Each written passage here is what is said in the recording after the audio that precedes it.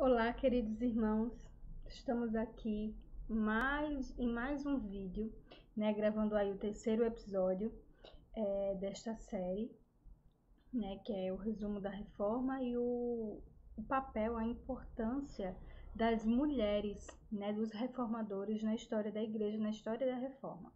E para isso, iniciar essa segunda parte do nosso vídeo, eu vou estar utilizando aqui este livro, né, que é Grande Mulheres da Reforma, que é um excelente livro, né, que traz aí um pouco sobre a vida dessas valorosas mulheres, das quais auxiliaram a vida destes grandes homens, né, que tiveram um papel aí importante na história da Reforma Protestante. E também queria aproveitar aqui e deixar para vocês também a indicação desse outro livro, que é Oito Mulheres de Fé. Né? É um livro também maravilhoso. Não é das mulheres dos reformadores, né? Mas foram mulheres que no decorrer da história da igreja cristã influenciaram e tiveram um papel muito, muito importante para a história da fé. Aí até aqui, lendo assim de forma bem rápida, né? Aqui, ao longo da história, Deus tem usado mulheres de fé para o crescimento da igreja. O historiador Michael Henkin destaca a vida de 8 dessas mulheres que vieram entre os séculos XVI e o século XIX e desempenharam um papel crucial na história da igreja, apesar dos desafios e oposições, inspirando mulheres e homens a imitarem seus exemplos piedosos hoje.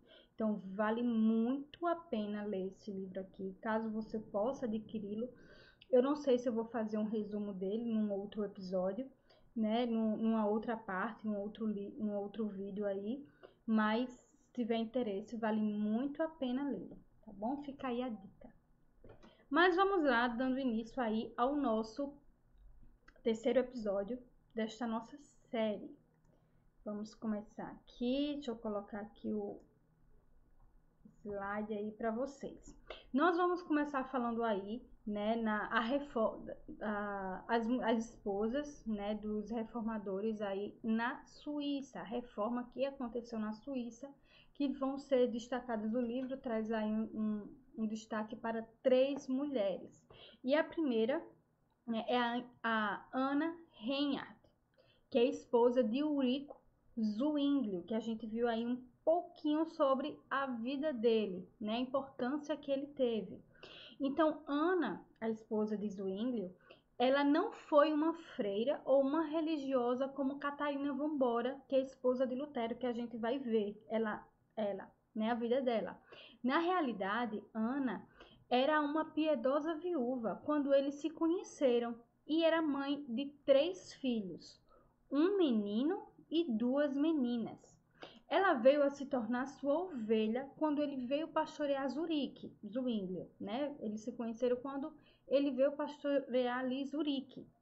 No entanto, foi Geraldo, filho de Ana, que chamou a atenção de Zwinglio por sua beleza e pelos seus talentos.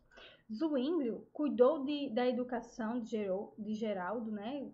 Trazendo para o português, e se tornou um pai adotivo para essa criança órfã, tendo em vista que Ana era uma viúva. Então, Geraldo veio a se tornar um dos jovens mais brilhantes e promissores de Zurique, graças a essa educação que Zwinglio deu a ele. Então, foi todo esse cuidado paternal, né, como seu protegido, que preparou o caminho para seu posterior casamento com a mãe do rapaz. No entanto, naquela época não era tão comum os ministros casarem-se, o que causaria um grande escândalo. Então, os Zwinglio eles se casaram, né, passaram um tempo ali sem divulgar tanto e logo depois eles assumiram o seu casamento. E Zwinglio, ele se referia a ela como a sua amada assistente. Ela foi uma esposa muito útil e companheira em seu trabalho. Foi um modelo de esposa de ministro. Ela o alegrava em suas ocupações e partilhava de seus sofrimentos. Tinha prazer e alegria em ouvir os sermões e os rascunhos de seu esposo. era uma verdadeira mãe adotiva para os pobres e auxílio para os doentes. E a gente vai ver que essa daí é uma marca quase, como é que eu posso dizer? Essa é a questão de ser ajudar aos pobres, aos doentes e aos refugiados é uma marca que vai predominar muito nas esposas, desculpa, desses reformadores, né? Devido a grande perseguições que se havia naquela época e o fato dos esposos dela serem os grandes líderes, né, desse movimento de reforma. No entanto, né, ela foi comparada, no entanto não, ela foi comparada aí a Dorcas, aquela mulher piedosa dos tempos dos apóstolos. Sua vida, no entanto, não foi marcada apenas por alegrias e honras, mas igualmente por muitos cuidados e ansiedades. A vida de seu esposo estava sempre em constante perigo pelas ameaças da Igreja de Roma, né? Lembrem-se que antes de Zwinglio se levantar, né, para promover uma reforma, alguns anos antes, muitos outros já tinham se levantado tentando fazer a reforma e a gente viu aí o fim trágico que eles tiveram. Então a vida de Zwinglio sempre estava em perigo diante das ameaças da Igreja de Roma. Então, no dia 9 de outubro de 1531, chegou a notícia de que o exército dos distritos católicos estavam se aproximando de Zurique. Então, apressadamente, um pequeno exército foi criado, né, reunido ali em Zurique, para combatê-los. E Zwinglio foi designado para acompanhá-los como capelão do exército. Ele se despediu dela, né, dizendo que havia chegado a hora de se separarem. Ela lhe pergunta o que ele trará de volta, né, quando ele retornasse da guerra, e a sua resposta imediata foi: bênçãos após as trevas e escuridão da noite. Essa foi a resposta dele. Então, estas foram suas últimas palavras à sua esposa.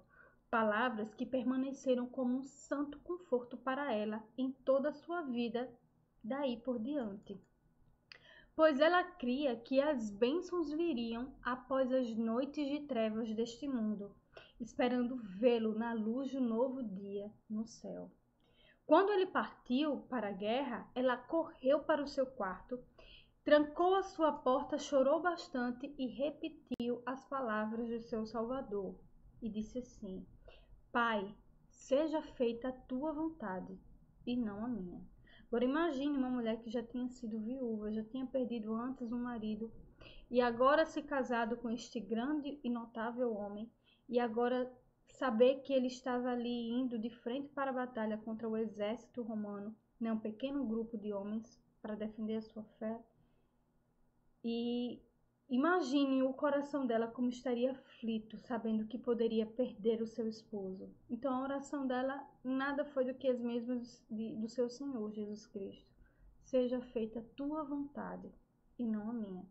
E de fato foi a vontade de Deus que prevaleceu, né? Quando as primeiras notícias da derrota e da morte de seu marido chegaram, seus amigos quiseram ocultar os detalhes mais tristes desse episódio. O pesar da morte a cercou de todos os lados.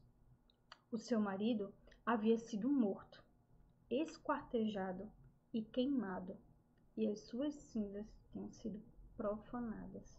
Vejam, irmãs, que tristeza. Já não basta a dor da morte, mas tem que saber o tipo de morte, né? Então, no campo de batalha, né, ela não somente perdeu ali o seu marido. Imagine só a dor, você que é casada, que é mãe, ou mesmo que não for, se colocar no lugar dela. Ela não tinha perdido o primeiro marido, perdeu agora o segundo marido na guerra, e não apenas o seu marido morreu, mas também o seu belo e brilhante filho Geraldo. O irmão dela também morreu, o seu cunhado e o seu genro também foi ferido de morte. Tendo em vista tantas aflições e angústias pelos quais passou, ela é chamada da mãe sofredora da reforma. Ela carrega esse título, né, como a mãe sofredora da reforma. Para ela, o seu conforto veio quando o jovem Henrique Bullinger, que se tornou o sucessor de seu esposo, né, o conforto dela estaria aí, que cuidou dela como se fosse o seu próprio filho, como se ela fosse a sua própria mãe. Né? Sua filha mais velha, chamada Regula, da qual tá aí na foto, né? Só que ela aí era criança. Então, Regula, sua filha, Regula é o nome da menina, né? Regula, ela herdou, né, a beleza da mãe, porque o livro vai dizer que Ana, ela tinha uma beleza muito grande, ela é uma mulher muito bela. E a sua filha herdou a sua beleza. E também ela possuía a piedade dos pais. Então, ela cresceu, né, na família de Bullinger, que foi o que sucedeu seu marido após a morte de Zwinglio. Quem continuou com a reforma com a reforma foi Bullinger. Então, ele adotou ela, Ana, juntamente com os seus filhos, e juntamente com outros jovens, né? A gente vai olhar e ver em seguida aí a história de Bullinger e da esposa dele. Então, juntamente com Ana e seus filhos, também o jovem Rudolf Walter, com quem se casou e veio ser sucessor de seu pai, no caso, Regula, se casou com Rudolf Walter, que também era um jovem brilhante, da qual Bullinger acolheu em sua casa. Então, ele se casou, Regula se casou com ela. Então, veio Zwinglio, Bullinger, e após a morte de Bullinger, quem sucedeu aí essa sequência, quem foi o terceiro aí na reforma, foi esse Rudolf Walter, que era casado com Regula, a filha de Zwinglio, né? Então, aí ele foi o terceiro aí na reforma da cidade de Zurique. Então, Ana, ela faleceu em 6 de dezembro de 1538. E Bullinger, né, que foi quem acolheu ela e teve ela como uma mãe, escreveu isso dessa forma sobre a sua morte. Né? Ele diz assim: sua morte foi como a sua vida, doce, bela e serena. Né? Isso é um belo testemunho aí que Bullinger dá da vida de Ana, a esposa de Zwinglio. E agora, irmãs, nós vamos ver aí um pouco sobre a vida de Ana Bullinger. São duas Anas, uma é a esposa de Zwinglio e a outra é a esposa de Henry Bullinger, que foi quem substituiu Zwinglio lá na cidade de Zurique. Então, vamos ver aí um pouquinho sobre a história dela. Aí eu vou ler aí um pouco para vocês, né? O pai de Ana morreu numa batalha quando ela tinha apenas 8 anos de idade. A sua mãe a entregou à igreja, internando-a no convento em Zurique. Sua mãe veio a adoecer e passou a morar com Ana no convento. Ela estava doente e resolveu morar com Ana no convento para que Ana pudesse cuidar dela. Enquanto elas estavam enclausuladas lá no convento, coisas inusitadas estavam acontecendo do lado de fora. A reforma havia chegado. Então, a pregação, ela estava lá no convento na época em que Zwinglio estava começando a reforma na cidade de Zurique. Então, quando Zwinglio começou, o marido de Ana, começou a reforma, ela estava enclausulada lá dentro do convento. Então, do lado de fora, a cidade pegando fogo, se incendiando com no modo de dizer, né, com a pregação de Zwinglio da reforma. Somente lá dentro do convento as pessoas estavam alienadas no tempo e no espaço, sem saber o que é que estava acontecendo.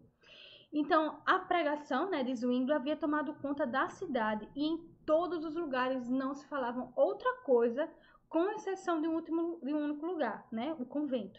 Todo mundo se falava isso, menos lá dentro do convento. Foi então que o conselho da cidade decidiu que as freiras também deveriam ouvir as boas novas do evangelho. Eles permitiram que Zwinglio entrasse lá dentro do convento e pregasse para as freiras. O seu sermão teve um efeito duplo. Algumas foram ganhas ao evangelho e outras se rebelaram contra a mensagem.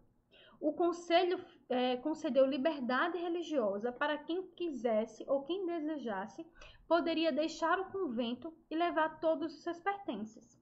Muitas religiosas, né, saíram, muitas freiras saíram e casaram-se. Apenas Ana e uma outra idosa permaneceu lá. Ana foi ganha pela pregação de Zwingli, pela pregação do evangelho, mas permaneceu lá no convento devido ao amor e à sua mãe que estava doente. No entanto, veja só como os planos de Deus são maravilhosos e são perfeitos, né? No entanto, o capelão do convento recebeu a visita do jovem Henrique Bullinger. Ao conhecer Ana, seu coração se encheu de afeto por ela e pouco tempo depois ele lhe escreveu uma carta pedindo-a em casamento. Sua carta é a mais antiga carta de amor dos reformadores que ainda existe. Eu procurei essa carta, obviamente, para colocar a descrição aqui no vídeo para vocês, mas eu não encontrei. Ele deve ter em algum livro, né? Eu posso até ver depois se aqui em casa tem esse livro com essa carta de amor, e posso até ver aí depois para vocês. Então, a sua carta, né, a mais antiga carta de amor dos reformadores que ainda existe, e deveria servir de exemplo para os pedidos de casamento hoje em dia, com exceção do tamanho, que foi uma carta com, acho que não lembro se foram 14, 16 páginas. Então, nessa carta, Bullinger escreveu a sua condição física, material, os seus meios, e eloquentemente ele sumariza todas aquelas suas palavras, ele sumariza tudo isso dizendo isto. Olha só que belo, meus irmãos. As palavras dele na carta, né? Em resumo, ele diz assim: mas para que são necessárias tantas palavras? A suma de tudo isso é que o maior e mais seguro tesouro que você encontrará em mim, ele dizendo, né, para Ana, o mais tesouro, mais precioso que você encontrará em mim é o temor a Deus, a piedade, a fidelidade e o amor, os quais eu alegremente demonstrarei. E o labor, a sinceridade, a dedicação não faltarão nas coisas temporais. No que concerne à alta nobreza e os milhares de florins, que era a moeda holandesa, eu nada tenho a dizer, porque realmente ele não tinha, né, esse porte nobre, nem milhares de florins. Mas sei que o que é necessário para nós, e não nos faltará. Pois Paulo diz, porque nada tenho trazido para o mundo, nem coisa alguma poderemos levar dele. Portanto, tendo sustento e com que vos vestir, estejamos contentes. Olha que carta belíssima. 10 dias depois de ter recebido esta carta, né, Ana respondeu de forma afirmativa ao seu pedido. Mas como a sua mãe se opunha ao casamento, este foi adiado. Enquanto o casamento foi adiado, né, Bullinger a preparou através de um cuidadoso ensino para sua futura posição como esposa. Ele escreveu um pequeno livro intitulado da seguinte forma: Quanto à educação feminina e a como uma filha deve guiar sua postura e a sua vida. Também procurei esse livro aí na internet e não achei. Queria muito, se você tiver acesso a isso, se você souber que livro é esse, coloca aí na descrição, nos comentários, fala aí aonde você encontrou, que é para, assim como eu, outras irmãs também terem acesso a esse material preciosíssimo. Então, pouco tempo depois, a mãe de Ana morreu e eles se casaram e tiveram filhos. Em meio às grandes perseguições e à derrota de Zurique, em que Zwingli perdeu a vida, né, que foi o que a gente viu ainda há pouco, Zwingli perdeu uma derrota que a cidade de Zurique teve e Zwingli perdeu a sua vida, ele recebeu a nobre missão de substituir Zwingli. Bullinger e Ana tiveram 11 filhos, uma família bastante grande. E os pais dele, de Bullinger, também moravam com eles. Então, morava Ana, Bullinger, 11 filhos e os pais, os sogros de Ana. E além da família de seu sucessor, né, de Zwinglio, porque morava 11 filhos, os sogros de Ana e também mais a família de Zwinglio. E ele também acolhia e educava em sua casa inúmeros jovens com mentes brilhantes, assim como fez também Zwinglio, né, que fez com o próprio Bullinger. Ele também deu prosseguimento a esse treinamento de mentes brilhantes que ele encontrava. E uma dessas mentes brilhantes foi o próprio Bullinger, que foi aí treinado por Zwinglio, né? Então, ele continua a fazer o mesmo. A família de Ana cresceu bastante e consequentemente, a sua responsabilidade também. O mais impressionante é que ela conseguia fazer tudo isso com um pequeno salário de 700 points, que era a moeda da época. Portanto, com grande economia e sabedoria, eram necessários para alimentar e vestir tantos na família. E essa sabedoria e essa economia Ana teve, né? Ela tinha que ter, com pouco dinheiro e tanta gente para alimentar e vestir. Então, a casa deles não era apenas um lar para os desabrigados, mas se tornou praticamente um alojamento, pois se dirigiam para lá refugiados de todos os lugares. Isso só foi possível devido à cordialidade e o cuidado cristão que eles tinham com todos que se refugiavam em Zurique. De uma só vez, eles receberam 116 pessoas refugiadas, as quais foram recebidas com muita alegria e cordialidade. Não é de se admirar que, em vista de todas estas coisas, ela fosse conhecida e carinhosamente chamada pelo título de a mãe de Zurique, devido a esse cuidado, essa hospitalidade que ela tinha para com todos, né? Então, quando seu esposo foi atingido por uma praga que irrompeu lá na cidade de Zurique, todos pensavam que Bullinger iria morrer, né, devido à gravidade. Durante a sua doença, Ana esqueceu-se de si mesma, se desdobrou em seus cuidados por ele até que ele melhorasse. Mas ela fez isso às custas da sua própria vida, pois enquanto ele se recuperava, ela adoeceu gravemente e veio a falecer. Sua memória para os reformadores permanece como uma bela inspiração para atos de amor e caridade. Ela literalmente se dedicou, se entregou, né, ao cuidado, ao zelo, à hospitalidade e ela entregou a sua vida, né, em prol assim do seu esposo, cuidou tanto dele que esqueceu de si mesma.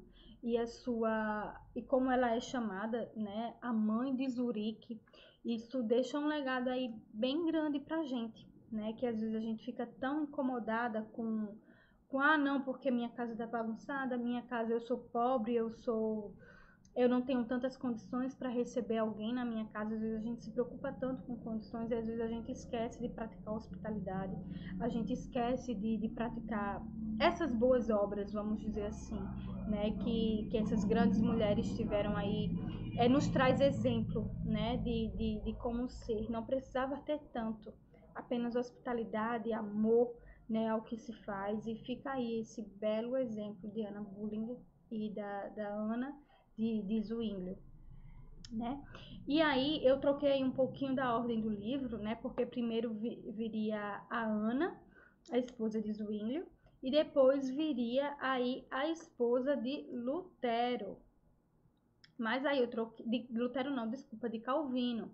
Então eu troquei a ordem só para dar sequência aí o raciocínio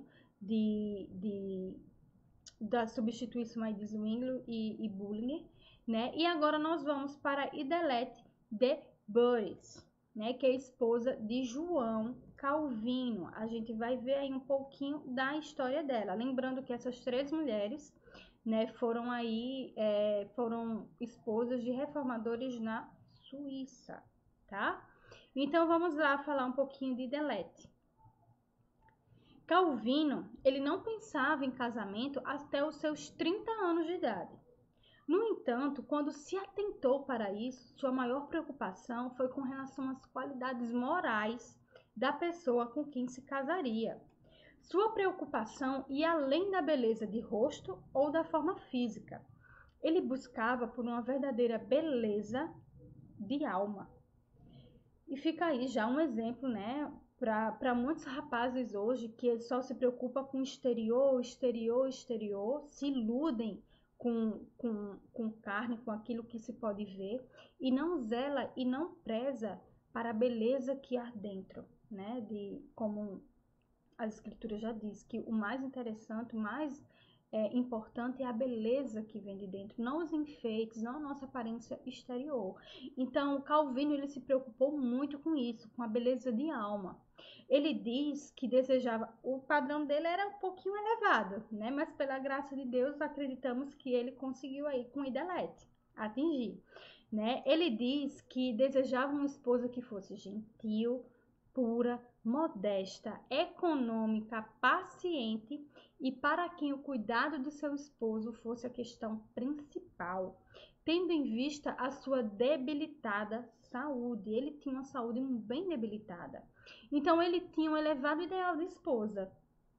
Isso só revela o quão elevado deve ter sido o caráter de Idelete, né? Ela, Idelete, era uma viúva com filhos. Calvino, notando sua devoção, sua devota afeição e coragem cristã, a pediu em casamento e ela aceitou. Na verdade, foi os amigos de Calvino que mostrou ela, né? Que na verdade ele tinha delegado aí essa responsabilidade para os amigos. Alguns dizem até que ele é um pouco frio, né? Mas na verdade a história, né? A forma como ele se dirigia para ela, a forma como ele a tratava, mostra que ele não tinha nada de frio. Ele amava e honrava ela, né? Mas vamos lá. Ela era uma viúva com filhos, né? E quando os amigos dele mostraram, olha, tem ali Idelete, né? E quando ele notou a sua devota afeição e coragem cristã, ele a pediu em casamento e ela aceitou. Deixa eu ver aqui, que eu acho que eu troquei aqui. Passou aqui um pouquinho Passou aqui um pouquinho o texto aqui. Deixa eu ver aqui para onde é que tá. Tá? Só um minutinho aí, irmãos. Voltando aqui. Então, ela aceitou, né, o pedido de casamento feito por ele. E ele, Calvino, a chamou de a excelente companheira de sua vida e sempre fiel do seu ministério. Olha só, irmãs, que título honroso, da forma carinhosa que ele chamou ela, né? Conhecendo a importância dela em seu ministério, né? E em sua vida. Então, pouco se sabe sobre a vida dela, pois Calvino pouco escreveu sobre ela, né? E às vezes que escreveu foi de forma muito carinhosa. Então, isso tendo em vista que ela era uma das coisas que ele mais apreciava nela era a sua modéstia, né? Ela era uma esposa dedicada e o assistia em suas necessidades, encorajava em momentos de fraqueza e também de depressão. Ele sofria de uma depressão severa. Então, ela sempre estava ali, lhe auxiliando, lhe fortalecendo, lhe dando palavras de conforto e ânimo. Assim, ela o confortava grandemente em meio aos tremendos fardos de seus labores. Sua casa também era um asilo para os inumerosos refugiados que vinham até Genebra. Lembrando que Calvino, né, a reforma que ele fez foi em Genebra, e Zwinglio e Bulling foi em me fugiu agora em Zurique, né? Em Zurique e Calvino aí na Suíça, em Genebra. E ela cuidava de todos esses refugiados com uma bela hospitalidade. Contudo, né, ela passou por grandes sofrimentos, dos quais trouxeram muitas enfermidades para ela. Além disso, todos os filhos com Calvino morreram, todos na mais tenra idade, na mais tenra infância, né? Todos os filhos, nenhum sobreviveu. E o seu sofrimento ainda se tornou maiores em virtude dos católicos atribuírem a morte de seus filhos ao castigo de Deus por eles serem hereges. Vejam só, irmãs, já não basta o sofrimento de perseguição, já não basta ela ter que acompanhar também toda a questão do sofrimento do seu esposo, o sofrimento de Calvino, seus filhos, todos eles morrerem, e ainda agora, né, eles terem que lidar com a língua felina, vamos dizer assim, com a maldade de muitos que atribuíam o fato de seus filhos terem morrido ao juízo de Deus porque eles eram hereges. No entanto, eles responderam a isso com brandura, sabendo que ele possuía uma miríade de filhos espirituais ao redor do mundo cristão. Né? Isso consolava, saber que, apesar de não ter filhos de sangue, ele tinha filhos espirituais ao redor do mundo. Sua vida de casada, né, durou aí apenas 9 anos. Sua saúde ficara cada vez mais debilitada. E por 3 anos ela sofreu de uma febre, a qual com seus além da sua vida debilitada, né, que ela não tinha uma boa saúde, durante 3 anos, né, ela sofreu de uma febre e juntamente a isso os demais sofrimentos. Então tudo isso havia lhe abatido completamente. E em seu leito de morte, olha que belo, irmãos, Calvino a relembrou da bendita eternidade da alegria na qual ele estava prestes a adentrar, a vida eterna. Né? Ele a confortou de todos dos seus sofrimentos e que ela estava prestes a entrar na eternidade, de estar diante, né, do seu Senhor. Esse foi o conforto que Calvino deu a ela. Então, no dia 5 de abril de 1549, ela cessou de respirar, mas de uma forma tão pacífica e calmamente que aqueles que assistiam no leito de morte achavam que ela apenas tinha adormecido. Calvino sentiu muito a perda de sua companheira e nunca pensou em preencher o seu lugar casando-se novamente. Pois é, irmãs. Temos aí um breve resumo aí do testemunho dessas mulheres que deixam aí um exemplo, um legado na história da Reforma Protestante e um exemplo de vida também para nós, né? De abdicação de suas vidas, de dedicação ao ministério dos seus esposos, ao cuidado dos enfermos, dos refugiados, daqueles que mais necessitavam. Então, fica aí, né, um legado, um exemplo dessas 3 mulheres, né, dos reformadores aí da Suíça, de Zurique e Genebra.